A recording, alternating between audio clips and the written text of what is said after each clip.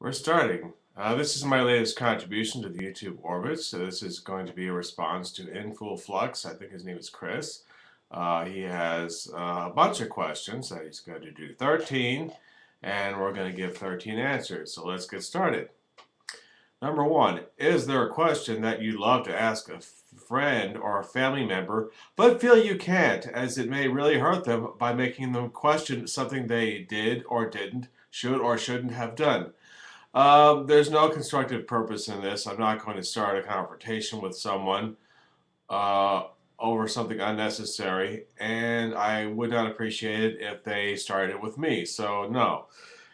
Question number two, is there anything that no matter how much you try, you just can't understand or comprehend? I don't know, quantum math, neurosurgery, stuff like that.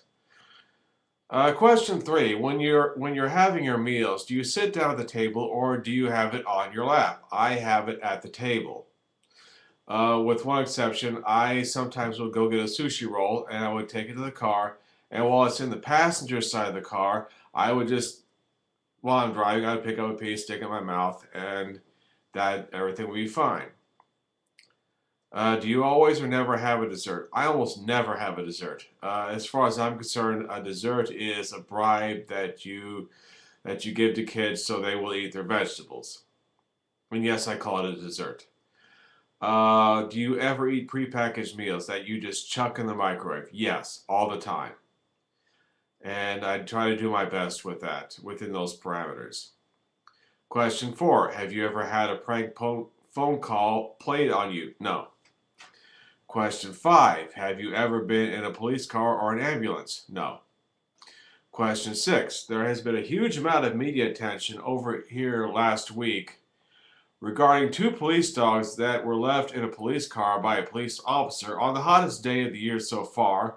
Both dogs died of heat exhaustion.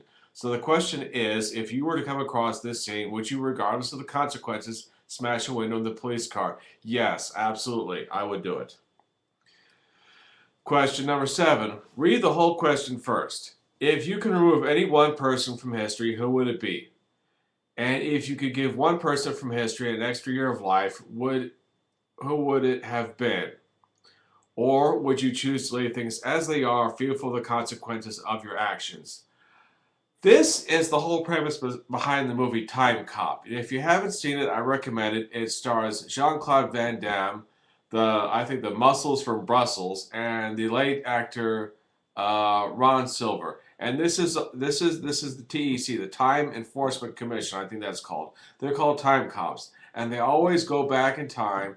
They go back in time because other people have time travel capacity, and they go back in time and change the past to suit their needs, to their desires. And if you are a time cop, you go back and you prevent any change in history from happening, whether good or bad, because you don't know what the consequences are. So I would just leave things as they are. Question 8. Without any thought or gain, can you remember the last time you were helped by a complete stranger? Apart from having someone to hold the door open for me, no.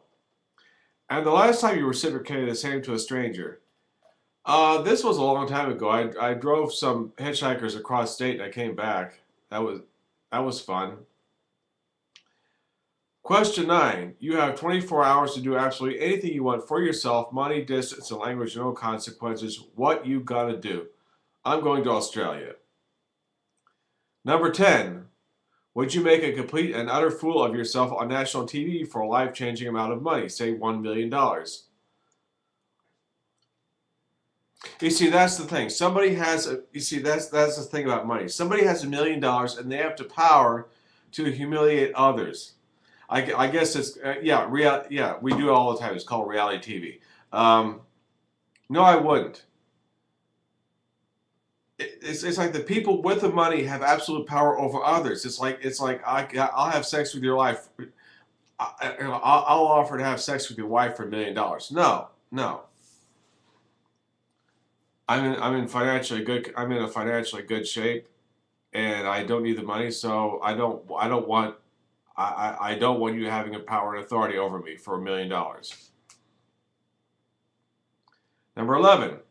Who would you like to give an award to? Nobody. Sorry.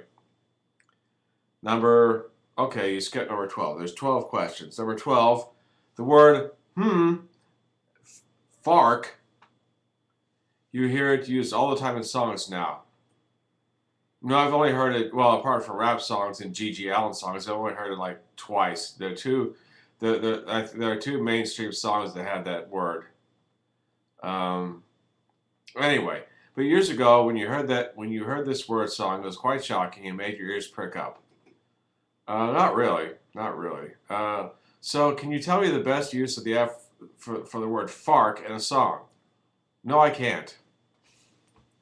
I'm not a big fan of using the F word in a song, so sorry. Those are my answers to the question. Thank you very much, and I'll see you tomorrow.